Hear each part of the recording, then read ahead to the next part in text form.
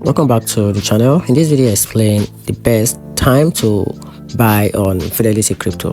So when it comes to timing your crypto purchase on Fidelity, there's no single perfect moment.